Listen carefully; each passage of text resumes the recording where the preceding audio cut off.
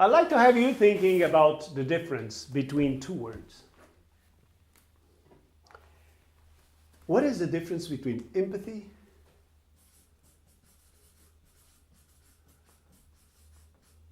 and sympathy?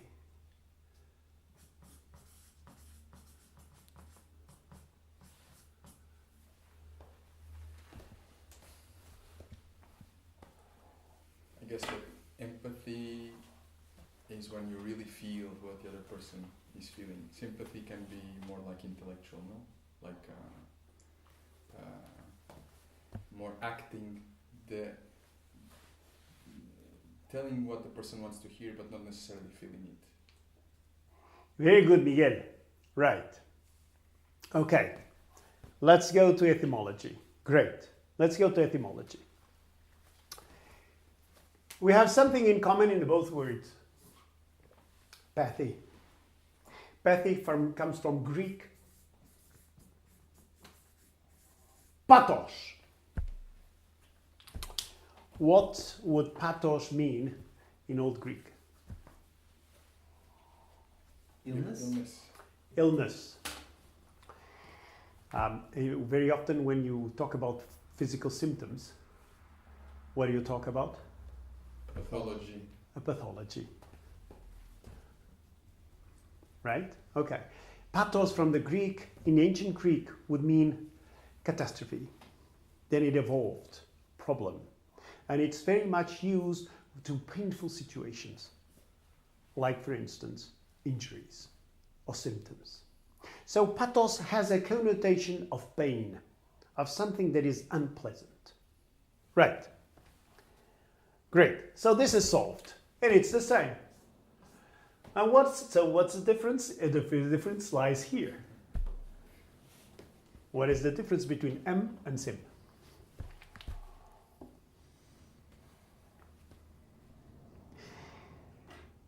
Sim comes from Greek, and it means I have the same.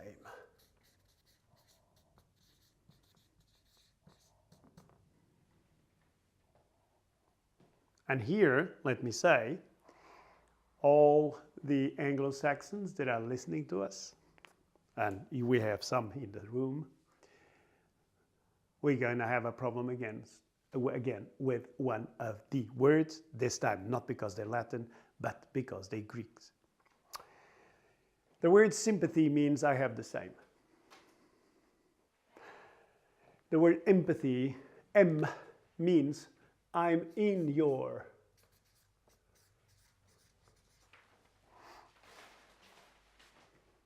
So,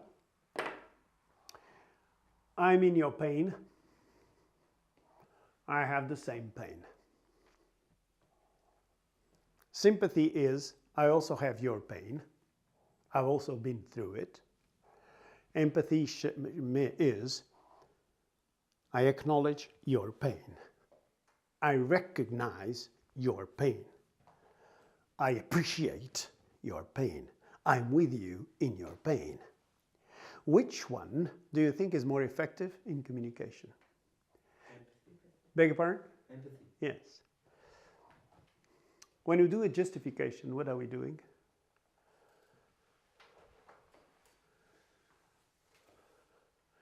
Look, the customer says, I've been waiting.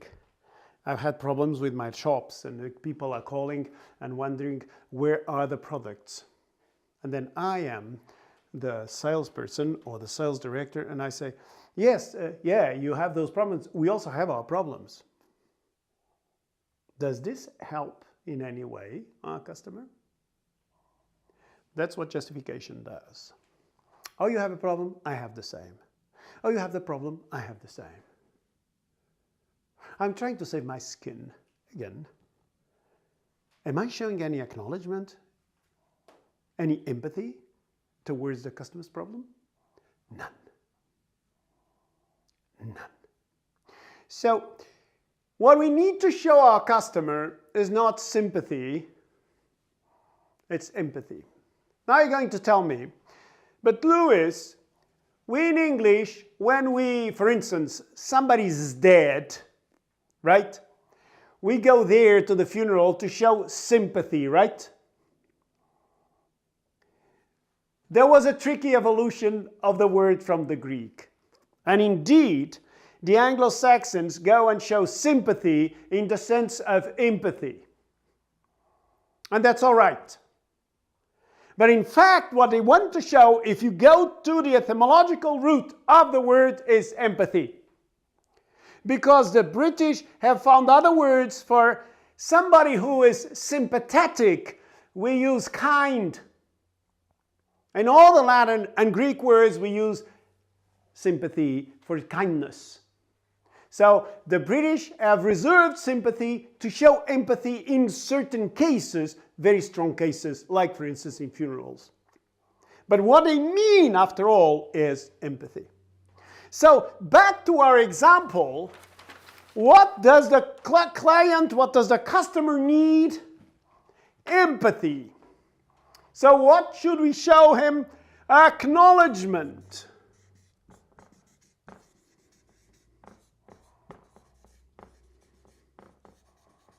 Acknowledge his pain. Mr. Customer, are you telling me you've been receiving phone calls from your customers for the last 10 days? I can't even imagine what that may be. That's really strong. This is showing empathy.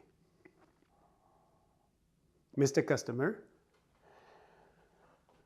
I can see you're upset. Well, no wonder. You've really gone through a lot. I would have liked to be in your position. If I were in your position, I would be as much as you are today. This is really strong.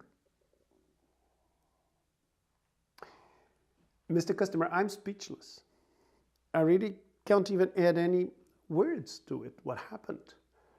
Because I really see you've been through a lot of pain, a lot of trouble because of this late delivery.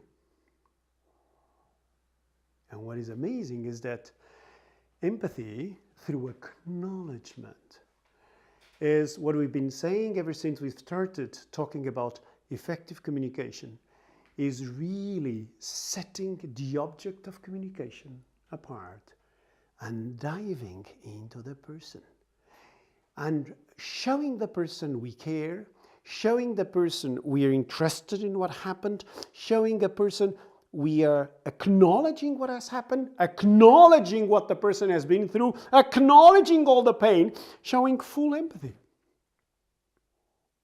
This is the fifth.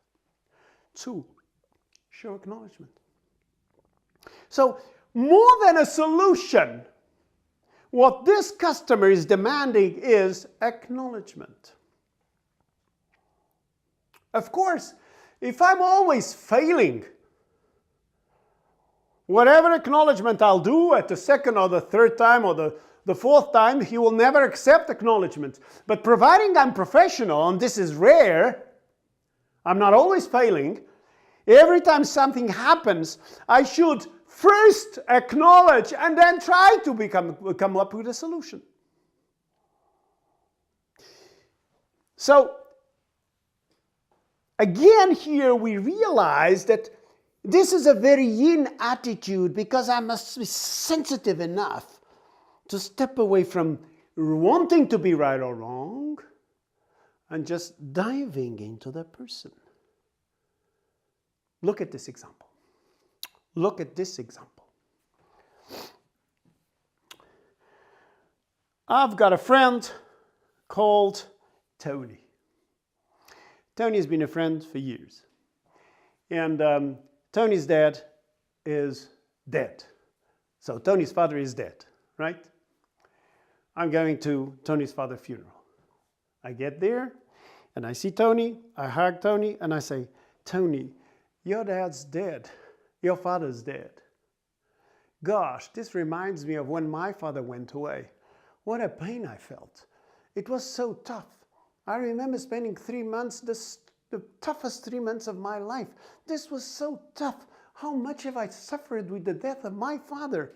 If you were Tony, what would you feel about my attitude? Poking the wound. Hello? Who has died today? Is it your father? Your father died 10 years ago?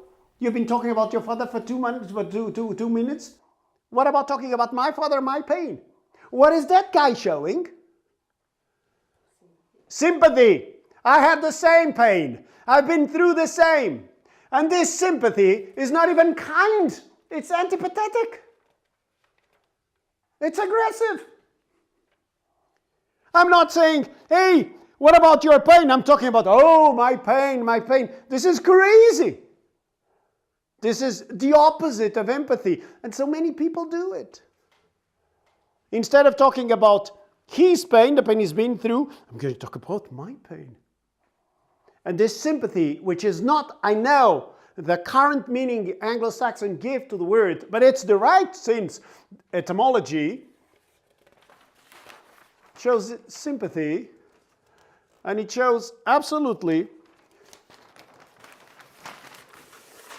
lack of kindness.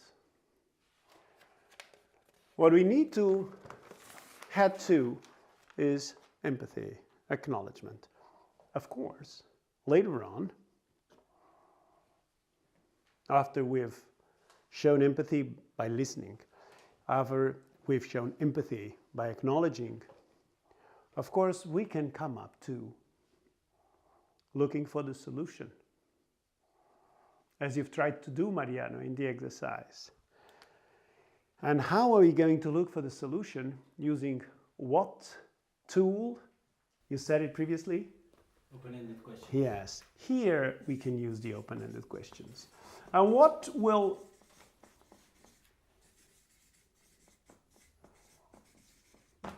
the open-ended questions be used for? To find a solution together with the customer. And the customer will never jump into this unless we've done a good job here. How much time can we spend here? I don't know. My record was 20 minutes with a furious, absolutely furious customer. For 20 minutes, a lot.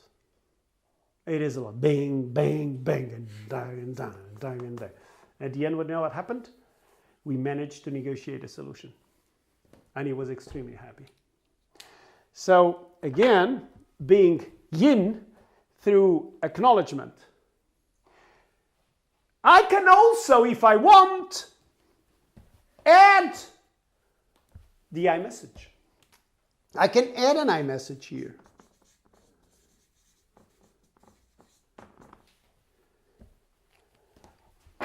Imagine I know. It was not our problem, it was the customer's problem. We've already delivered 10 days ago. Only somebody in his office told us to deliver in London, but he was supposed to deliver in Birmingham, which is some miles apart. So we know we've delivered according to the company's information, but they made a mistake. And I'm dealing with that gentleman, the wholesale director, and he's hitting me. And am I going to tell him, hey, but we're already delivered in Birmingham? When he's so upset and so angry? Why? To show I'm right? Whatever for. What am I there for? To show I'm right or wrong? Or to create empathy with my customer? Am I strong enough? Am I strong enough to assume the responsibility of having a customer who is, although wrong, going through a tough time? Do I need the childish attitude of saying, but I'm right, we've already delivered in Birmingham? No, of course not. And if he has to flood me with words that are not very pleasant, accusing me of things that finally I've not done, and I'm going to say, stop right there. We've already delivered. No. What's my purpose? Empathy. So I will be listening, although I know I'm right. I will be acknowledging, and maybe he will use some bad words. I can always add the iMessage. After I've listened, after I use the acknowledging, I can say, Mr. Customer, I want to thank you for being so straightforward.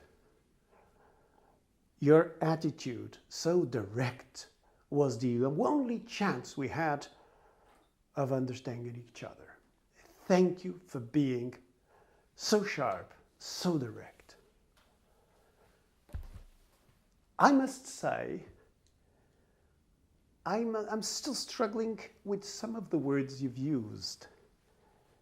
In any way, what is important is now we are in a position where we can start solving what you've been through.